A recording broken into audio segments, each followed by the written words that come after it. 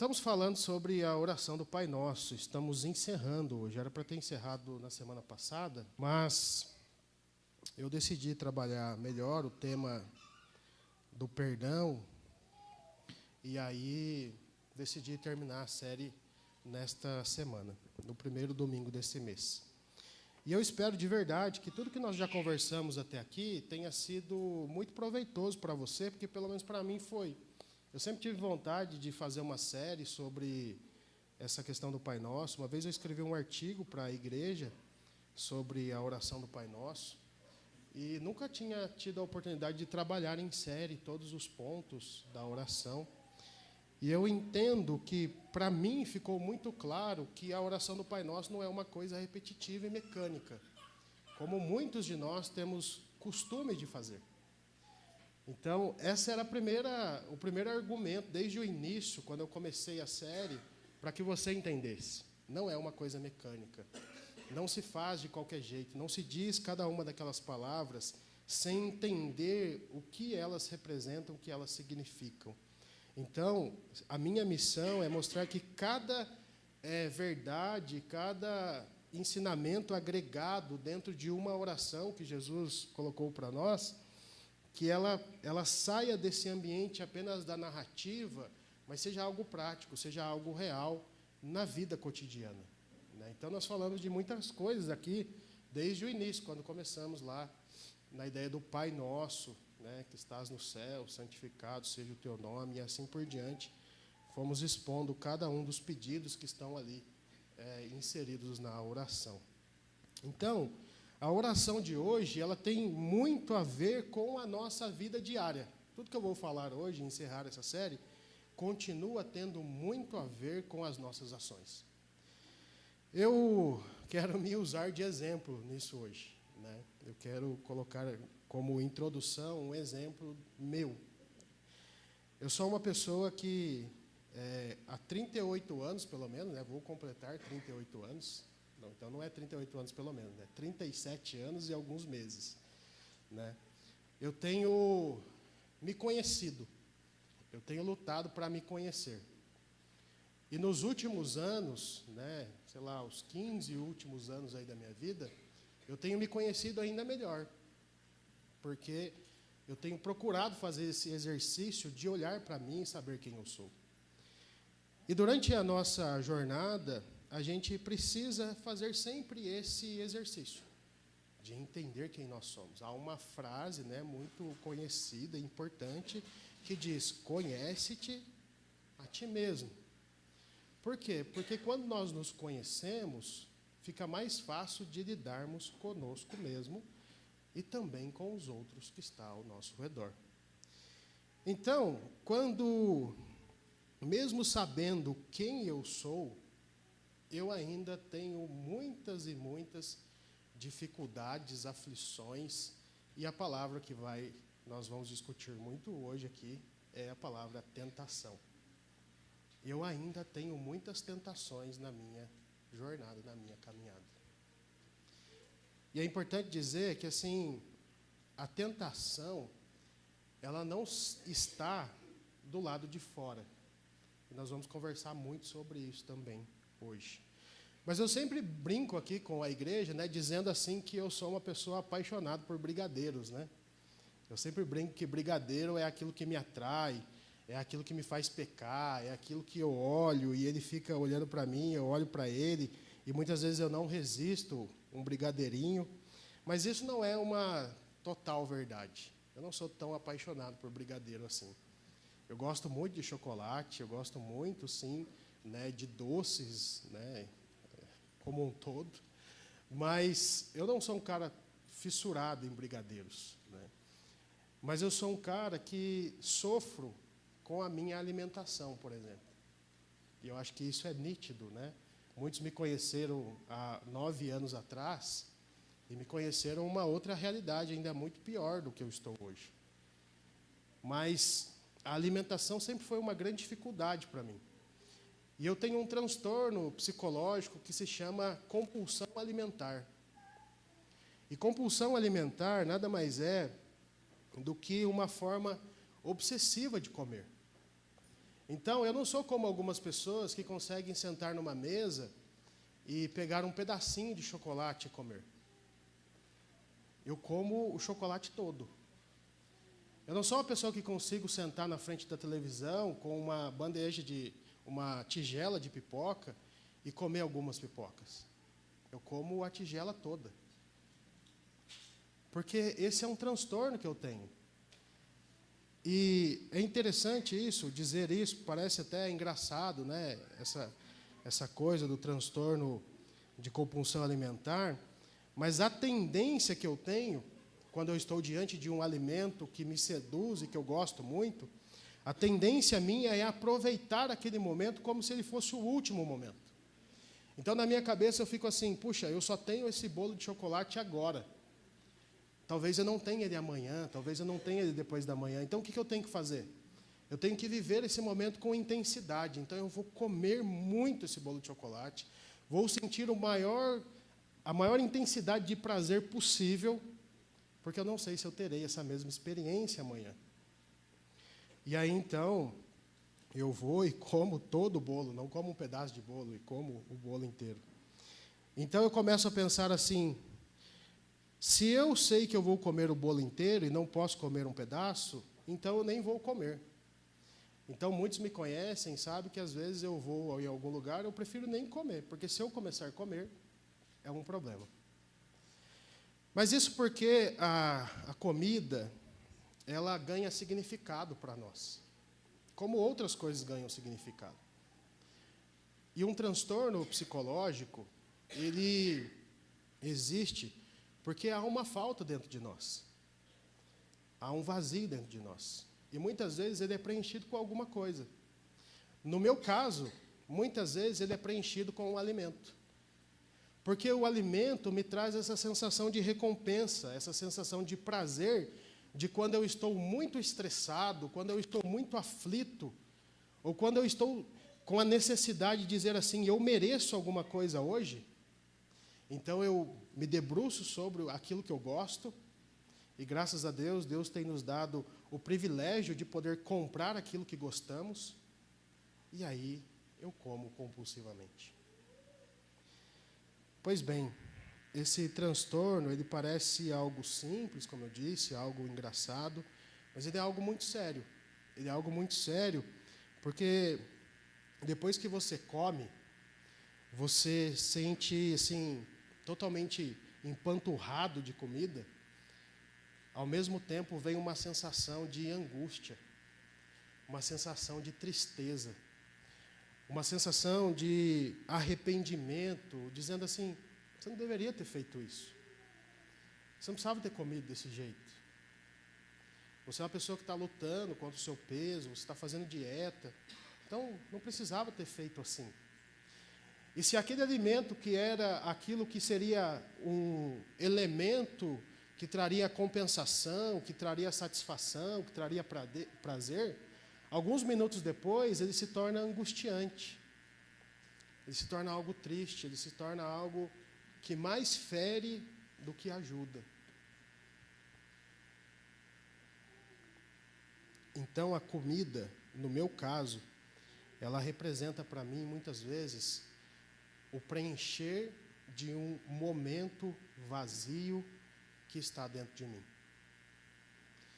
Como ela representa para mim, ela talvez represente para você em outras coisas, em outros momentos.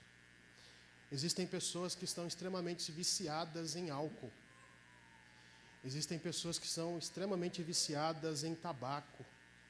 Existem adolescentes, e hoje eu estou vivendo mais ali no mundo dos adolescentes não, né? Jovens, né? Adolescentes são abaixo a idade. Estou vivendo muito com jovens, existem centenas de jovens viciados nesse cigarro eletrônico que existe hoje. Que é algo que já não cheira mais forte, como é o cigarro comum, né? Que é algo até mais elegante. E dentro da sala de aula eles estão usando isso. Em qualquer ambiente eles estão usando isso. Então, o que a comida representa para mim, muitas vezes representa para você nada. Mas existem algumas coisas que muitas vezes é a sua válvula de escape. E isso é muito sério. Porque aquilo que preenche o nosso vazio, aquilo que nós vamos em busca quando nós estamos estressados, quando nós estamos precisando de alguma coisa, é aquilo que geralmente nasceu dentro de nós como um desejo do qual nós queremos saciá-lo. E é nesse sentido que, para mim, por exemplo, se eu estou chateado com alguma coisa, se eu estou triste com alguma coisa, eu preciso reunir alguém e comer churrasco. Vamos fazer carne, vamos assar carne, vamos conversar, vamos jogar a conversa fora. Porque a carne, para mim, é uma grande tentação. Eu não consigo ver uma picanha com aquela gordura sendo cortada assim, na minha frente, e eu não poder comê-la. Então, se eu não posso comer, eu não vou no seu churrasco. Porque aquilo para mim é tentador. Então, o churrasco é tentador para mim. O hot dog que vai ser vendido ali é tentador para mim. Eu amo hot dog. Então, eu não posso comer. Então, eu nem vou inventar de dar uma mordida no hot dog. E assim, gente, são as tentações, as pizzas da vida, os hambúrgueres da vida. São coisas que estão do lado de fora, mas o desejo nasce dentro de mim. Eu quero aquilo. E eu vou em busca daquilo que está do lado de fora. Porque um pote de salada, uma vasilha de salada, não me atrai. Uma maçã toda picadinha em cima lá da mesa não me atrai. Um cacho de uva, muito menos. Não tenho o mínimo de vontade, de desejo, e por isso eu posso passar numa mesa cheia de uvas e de alface o dia inteiro, que isso não mexe comigo. Mas se colocar uma picanha ali em cima, aí o desejo nasce aqui dentro. E aí eu quero comer aquela carne. E certamente, dessas coisas que eu disse, muitas não atraem vocês, mas isso não significa que vocês não tenham coisas, desejos que nascem dentro de vocês e que te atraem do lado de fora. E dizendo isso, nós precisamos pensar que a tentação, ela nasce com as fantasias que nós criamos dentro de nós. Nós criamos fantasias, as coisas que nós comemos ou as coisas das quais nós atraímos ou queremos ser atraídos por elas ganham função, sentido na nossa caminhada. Porque você cria na sua mente, olha, hoje eu quero tal coisa e eu vou me jogar nisso. Hoje eu preciso de tal coisa e eu vou correr atrás disso. E aí você começa a pensar quais são, então, as suas fantasias que nascem dentro de você e que você precisa encontrar do lado de fora aquilo que vai saciar esse desejo que está do lado de dentro. E quem diz tudo isso que eu estou comentando aqui com vocês, não sou eu, mas é a carta de Tiago, que fala exatamente isso para nós. Tiago diz assim: mas as pessoas são tentadas quando são atraídas e enganadas pelos seus próprios desejos. Então esses desejos fazem com que o pecado nasça, e o pecado, quando já está maduro, produz a morte. Tudo que eu disse aqui, usando o meu exemplo da carne, das coisas, é para dizer que a vontade de comer não está do lado de fora. A vontade de comer está do lado de dentro. Então pode ter uvas que eu não tenho vontade de comer. Mas se tiver carne, eu tenho vontade de comer. Assim, muitas pessoas são tentados sexualmente. Muitas pessoas olham para o corpo do outro ou da outra E aquela fantasia que já nasceu dentro do seu coração e dentro disso daqui, ó, que é a nossa cabeça. Quando você já fantasiou isso dentro de você, e você tem o mínimo de oportunidade para colocar isso do lado de fora, na grande maioria das vezes, isso que está do lado de fora te vence. São assim os jovens e adultos que estão viciados na pornografia. Já nasceu dentro dele. Já está lá. Agora é a hora de desestressar. Agora é a hora de buscar prazer. Vamos acessar rapidinho, ninguém vai ver. Pronto, está feito. Depois, culpa. É assim com o desejo do consumo. O vizinho comprou o carro novo. O primo foi para a Disney. Né? Aqui nem é essa a realidade, né? Mas o primo foi para a praia. E eu estou aqui sofrendo. Angustiado com a vida que estou levando. Só trabalho, só cuido da minha família, uma rotina estressante. Preciso me trazer algo de valor, algo que me traga prazer.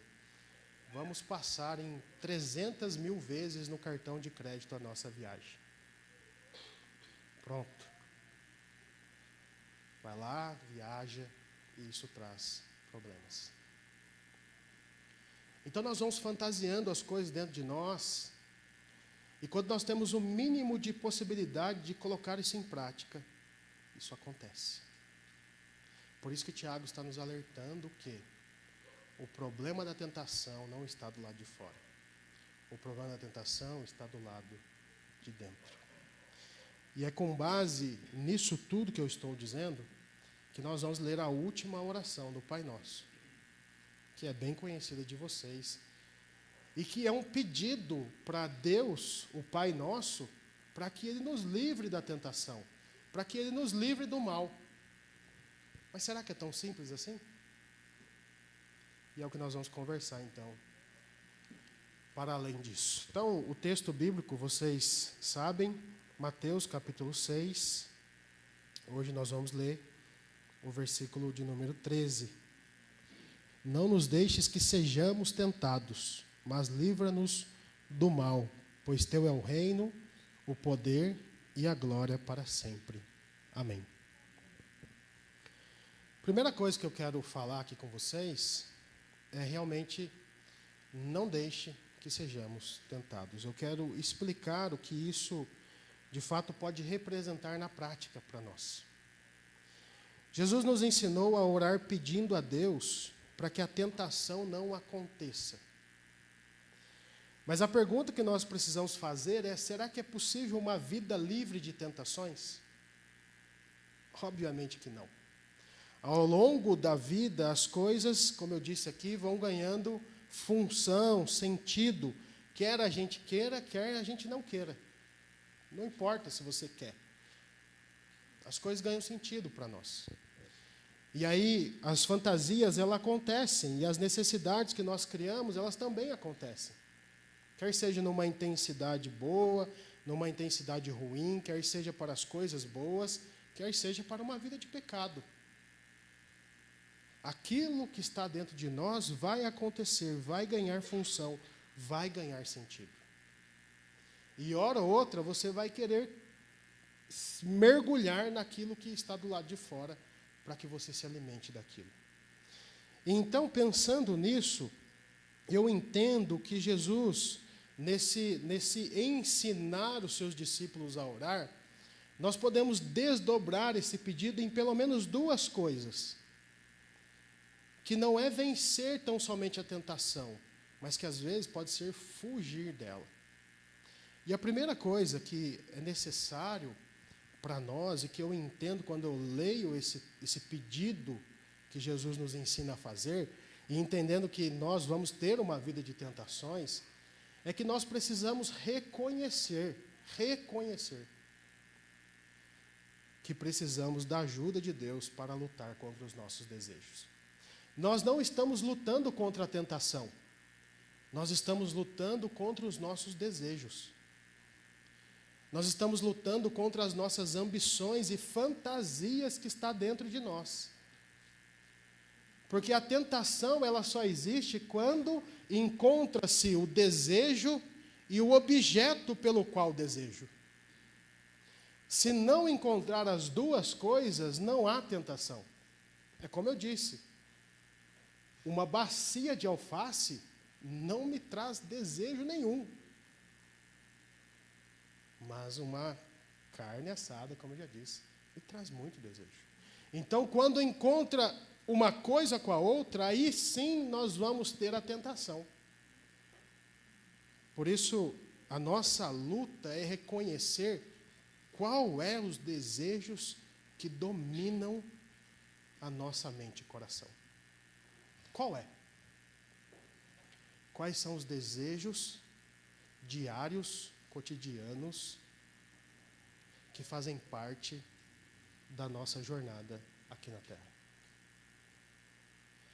E quantos desses desejos, eles são puros, santos, e quantos desses desejos, eles são pecaminosos? E eles quebram com a linha que divide a sua santidade e a sua vida pecaminosa. E aí então, nós precisamos entender que o fato de tratarmos quem nós somos, reconhecer quem nós somos, nem sempre é uma tarefa que nós queremos. Porque como nós estamos vivendo hoje, cada vez mais nós estamos automáticos, automatizados, e estamos fazendo as coisas achando que a nossa liberdade não nos ferirá em absolutamente nada. Então, muitas coisas que são objeto do nosso desejo e fruto da nossa tentação, às vezes nós já nem estamos considerando mais como pecado, porque já se tornou algo comum, porque não há reflexão em relação a nós. Não há uma introspecção de quais são as nossas ações, o que nós queremos. Então, um exemplo muito prático disso é que muitos de nós achamos que nós temos controle de nós mesmos, né? Que nós conseguimos controlar a nossa vida. Primeiro, nós não temos controle nenhum sobre nós, né? Do nosso corpo, absolutamente nenhum controle. Nós conseguimos tentar controlar, mas muita coisa que acontece dentro de nós não tem a ver com a gente, não tem a ver com a nossa cognição, tem a ver com o próprio funcionamento do nosso corpo. Então nós achamos que nós controlamos alguma coisa. E quero um exemplo, é alguém que depende de substâncias químicas. Ele sempre acha que ele pode controlar a si mesmo. Todo mundo começa cheirando uma carreira de cocaína, todo mundo começa tomando um Rivotril, todo mundo começa tomando esses remédios aí que existem hoje, que eu não sou contra os remédios, desde que seja realmente acompanhado por um médico, que seja realmente algo que te dê um caminho, uma luz para que você saia de uma condição, né, de uma doença. Maravilha. Eu estou falando de mente. Então, todo mundo começa achando que pode controlar. Então é o jovenzinho lá que a galerinha se reúne e tal, para fumar um baseado. E aí ele fuma o primeiro baseado e fala, fumei um baseado com a galera, suave, de boa. Aí dali 2, 3 meses ele fuma outro baseado. Né? Não, está tudo sob controle. Né? Chegou na faculdade, a galera tudo gosta de fumar um, né? Todo mundo ali, aquela coisa, aquela integração da galera. Beleza. Aí chega um dia, aí já chega o pozinho, cheira também. Aí vem aquela terrível, aquela desgraça da vida do ser humano, que é o álcool, né? E aí já entra na festinha, na baladinha, enfim, vai virando aquela coisa que nós já conhecemos. E sempre aquele jovem, ou aquele adulto, ou aquela pessoa achando que tem o controle. E cada vez mais ele vai usando, e o espaço de tempo vai diminuindo, porque ele usava a cada 2 meses, ele usava na festinha dos colegas, ele usava na festinha da sala, Agora ele já está usando uma vez por semana. Daqui a pouco ele já está usando 3 vezes por semana. Daqui a pouco ele já está usando todos os dias. Daqui a pouco ele já está usando a cada 3 horas. Daqui a pouco ele está usando o tempo todo. E ainda acha que tem controle.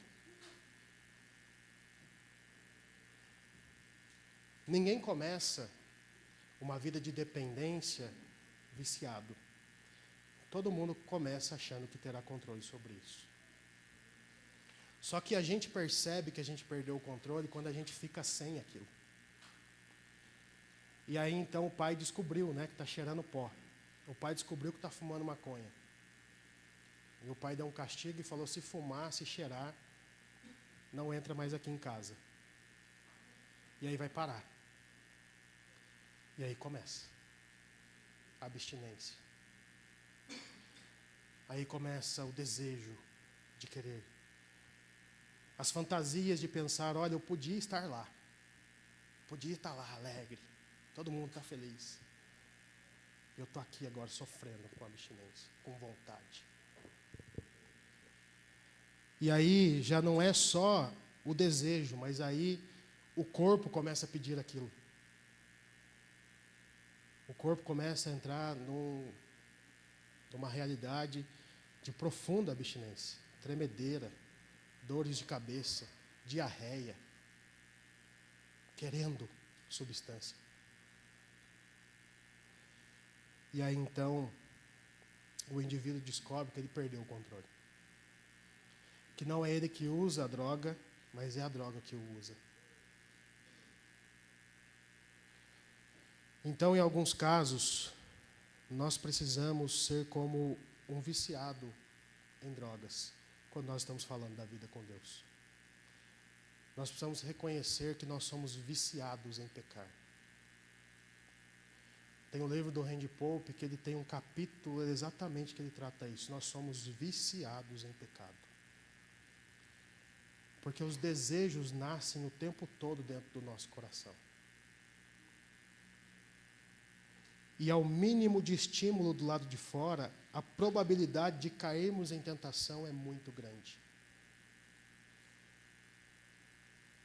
Nós somos viciados em satisfazer o nosso desejo. Nós somos viciados em fazer com que a nossa vontade seja aplicada, seja exercida, seja colocada, seja saciada. Nós somos viciados nisso. Assim nós nos convencemos que aquilo que estamos fazendo, quando nós estamos nesse processo de olhar para dentro de nós, nós reconhecemos que aquilo que estamos fazendo, ele é prejudicial para nós, e é o que aconteceu comigo. Eu estou hoje numa realidade onde eu já não posso comer mais churrasco. Estou com gordura no fígado, grau 2. Preciso evitar qualquer tipo de gordura. Não dá para fazer churrasco mais. Preciso comer filé de frango grelhado. Ai, que benção. Porque quando eu reconheci que eu precisava de ajuda, quando eu reconheci qual era o meu estado, eu já estava doente. O meu corpo já estava demonstrando para mim que algo estava errado. E eu percebi que aquele cara que comia churrasco para um momento de confraternização, de alegria, de descontração, se tornou um grande problema. Porque isso trouxe doença, enfermidade.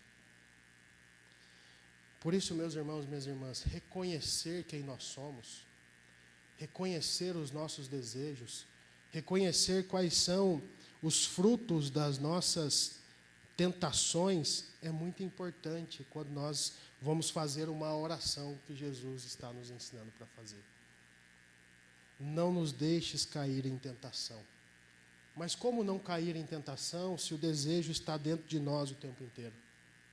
Como não cair em tentação se eu não reconheço que aquilo que me atrai é um pecado diante de Deus?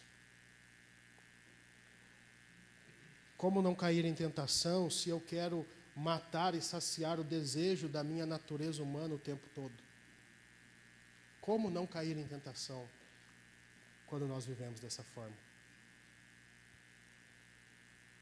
Eu reconheço que para controlar a minha compulsão, eu preciso de Jesus. Para controlar o meu pecado, eu preciso de Jesus. Para controlar as minhas fantasias, eu preciso de Jesus. Porque o desejo vai nascer aqui dentro. Mas quando eu passar por aquilo que está do lado de fora, se eu viver aquilo que eu vou falar agora no segundo ponto, talvez eu possa passar por ele e nem ser tentado por isso. Por isso, o segundo ponto que é importante nós pensarmos é nos protegermos com as armas que é dadas por Deus para nós. Se você já sabe que você será tentado a pecar segundo os desejos que nascem dentro de você, e que a tentação ela acontece quando há o encontro do desejo e do objeto pelo qual se deseja, o que fazer então? E a resposta é lutar. A resposta é ir para a guerra. A resposta é usar as armas que Deus nos deu. É preciso lutar contra eu mesmo. É preciso lutar contra aquilo que eu desejo. É preciso fazer com que as armas que Deus nos deu possa nos livrar dos nossos desejos. E quais são essas armas? Primeiro, agora estou falando só de pecado. Uma vida constante e prazerosa devocional. Nós precisamos começar o nosso dia com Deus e terminar o nosso dia com Deus. Essa é uma arma que Deus nos dá para controlar os nossos desejos. Mas há mais coisas. Uma vida de comunhão com pessoas que estão dispostas a também renunciar os seus desejos por causa de Jesus. Uma vida de celebração a Deus. Uma vida de prestação de contas do seu pecado para alguém. Dizer para alguém quem você é e o que você faz. Uma vida de sensibilidade para discernir o que é voz de Deus, o que é voz do mundo, o que é voz do Espírito, o que é voz de Satanás na sua vida. Uma vida de louvor a Deus. Tem gente que acha que louvor a Deus é cantar. E não tem nada a ver com isso, com cantar. Louvor a Deus é a nossa expressão de ser. Quando nós somos, nós louvamos a Deus. Quando nós existimos, nós louvamos a Deus. Então, quando nós usamos as nossas vozes, nós louvamos a Deus. Mas quando nós pensamos, nós louvamos a Deus. Quando nós dormimos, nós também louvamos a Deus. Porque para isso nós fomos criados. Aquilo que trabalha na sua perfeita condição, para o qual foi feito para existir, louva a Deus. Por isso um cachorro louva a Deus, por isso um gato louva a Deus, por isso um cavalo louva a Deus. Uma vida onde eu busque me encher da presença do Espírito Santo de Deus. E é aqui que eu queria conversar algo muito importante com vocês. O apóstolo Paulo tem um texto que é muito mal interpretado pela igreja. Muito mal interpretado. Quando você lê esse texto, logo vem na sua cabeça a bebida, o álcool. Algo que eu já disse aqui que é péssimo. É algo que realmente precisa ser repensado o uso dessa substância na nossa caminhada. Porque, como eu disse, achamos que temos controle, mas nem sempre temos. E o álcool é a primeira droga, assim, a expressão não é a primeira droga, mas é a droga com mais probabilidade de destruição familiar. Eu tenho uma família totalmente destruída pelo álcool. que vem de gerações a gerações. Meu bisavô morreu de cirrose porque bebia muito. É claro que ele teve outras complicações, mas os meus tios perderam famílias porque bebiam muito.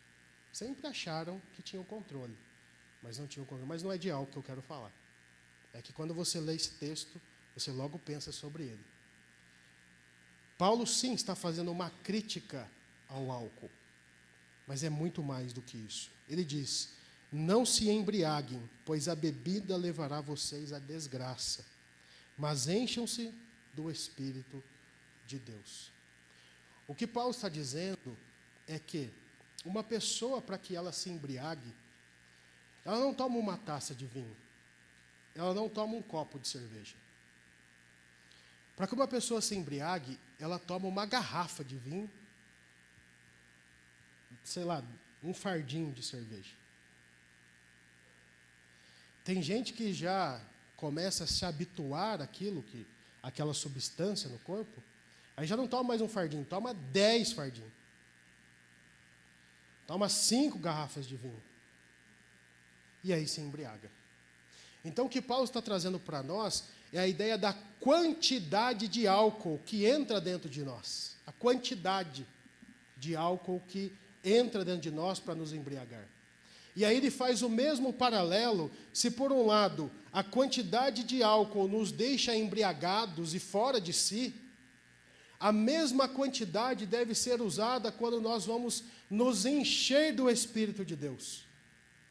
Então, se você precisa tomar 50 latinhas de cerveja para você ficar num estado de embriaguez, use 50 horas do seu dia buscando a Deus para ter plenitude do Espírito. É esse o paralelo que Paulo está fazendo aqui nesse texto. Ninguém fica embriagado com um pouquinho de álcool, mas com muito álcool. E ninguém se enche do Espírito vindo ao culto num domingo. Ninguém se enche do Espírito lendo 3 versículos por dia da Bíblia, para ler a Bíblia em um ano. Ninguém faz isso. Nós nos enchemos do Espírito de Deus quando nós temos uma vida completa de louvor, uma vida completa de adoração, uma vida completa de se encher-se desse Deus em todos os momentos e em todos os lugares possíveis que nós estivermos.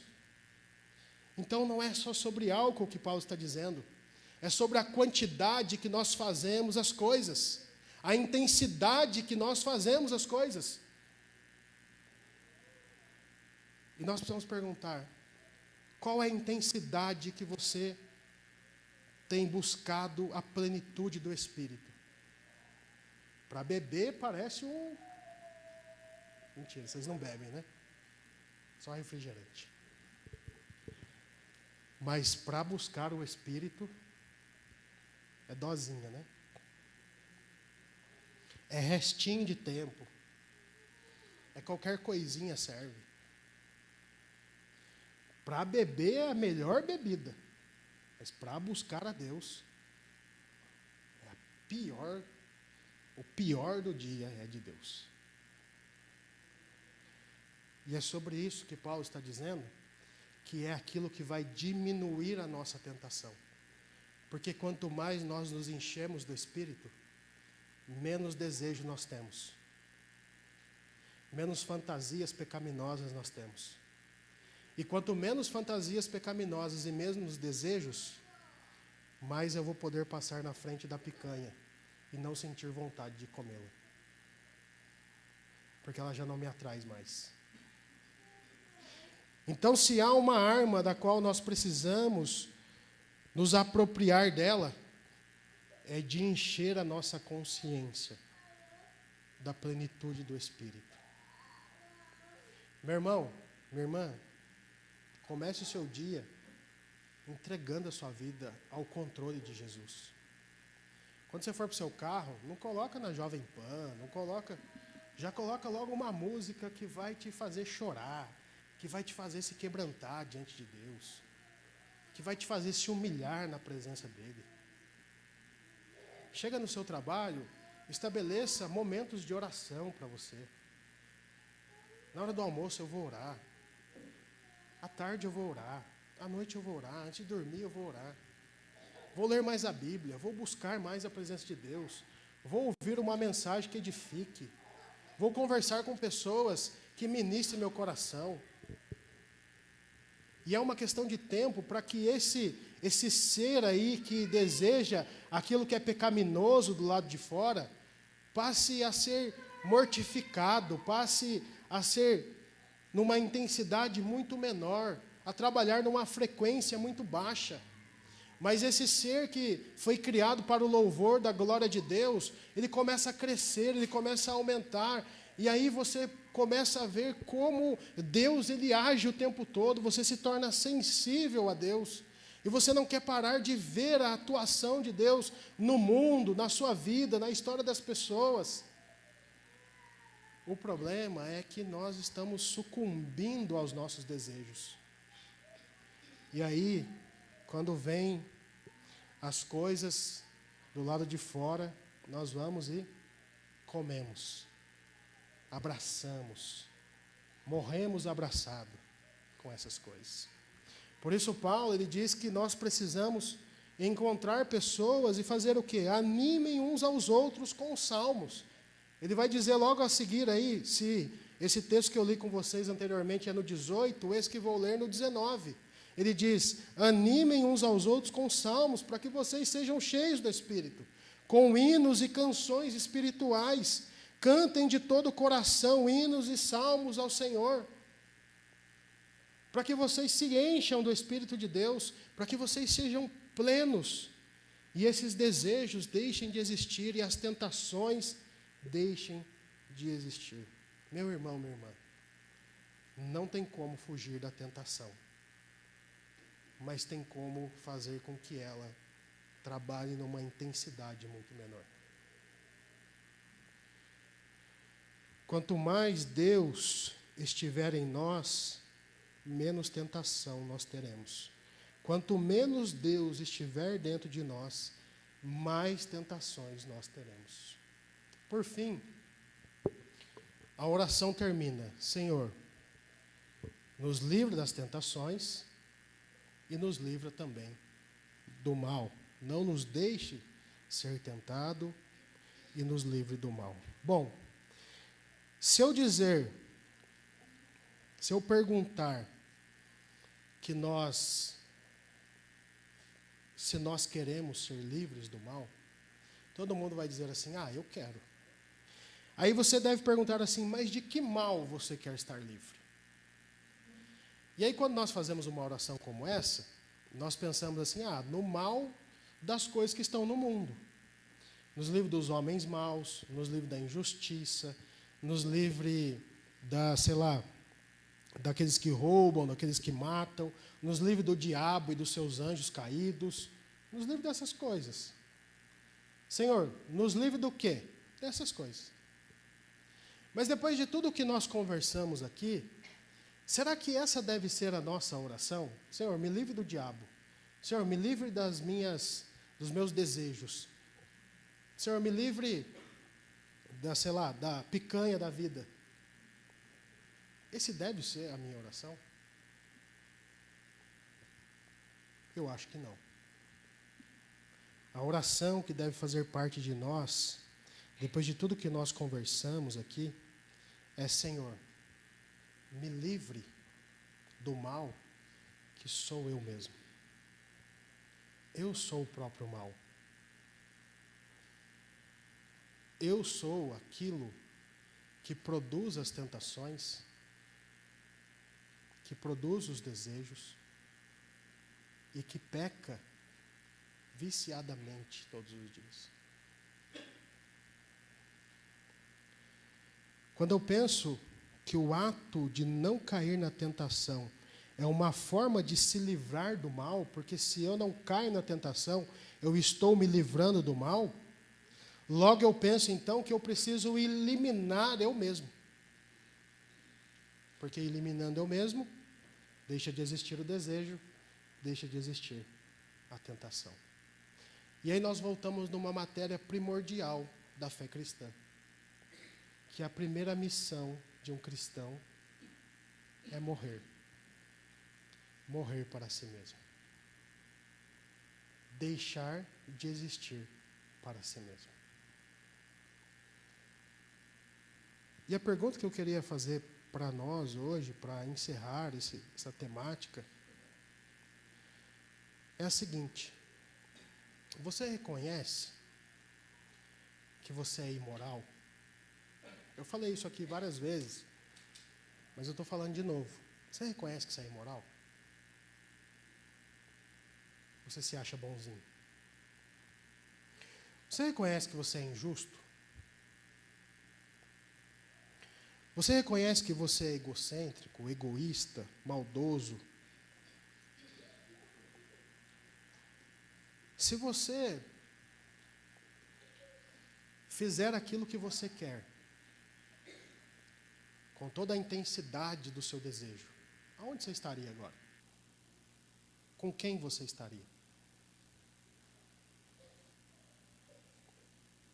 Por isso a minha pergunta para você é muito simples. Será que você quer se livrar do mal mesmo? Será que esse é o seu desejo? Se livrar do mal? Será que o seu desejo é realmente não cair na tentação? Ou será que nós gostamos de fazer com que os nossos desejos ganhem forma do lado de fora?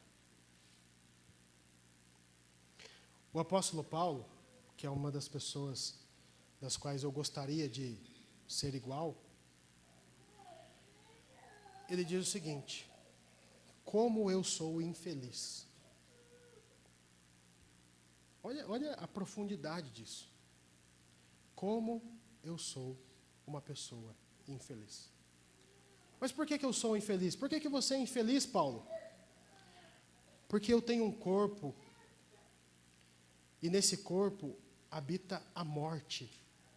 E essa morte se chama pecado. E o meu desespero é: quando será que eu vou me livrar desta morte que habita o meu corpo? E é muito interessante que aqui pode parecer que Paulo está falando da questão da natureza humana, mas não é só isso. É isso, mas é mais do que isso. Existia um gênero de morte no Império Romano que era assim: se você matasse alguém, você também deveria ser morto. Algumas punições eram assim: olho por olho, dente por dente. Ainda no Império Romano. E aí pensa então que eu matei o Leandro. Cometi um homicídio contra o Leandro. E a punição, a minha morte, seria da seguinte forma: você matou o Leandro?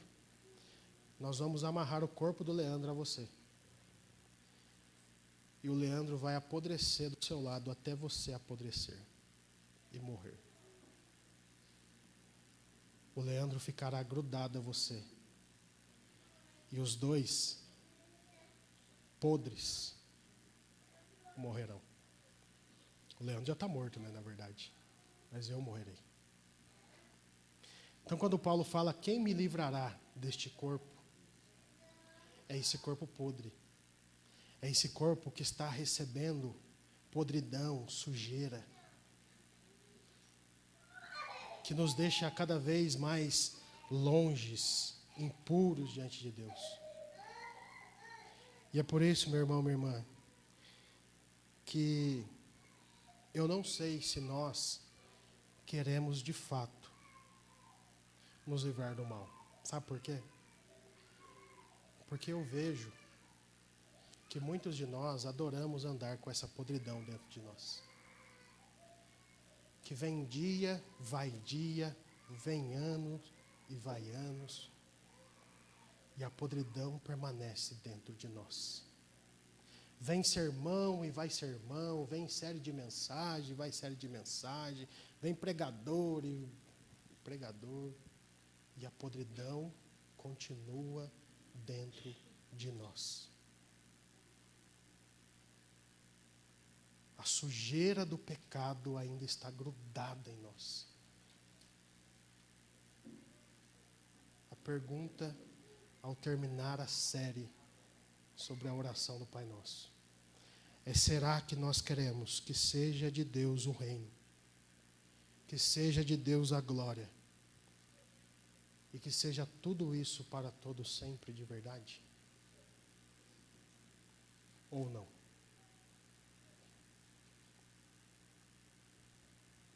Depois de tudo que nós ouvimos, eu queria te convidar a ficar de pé.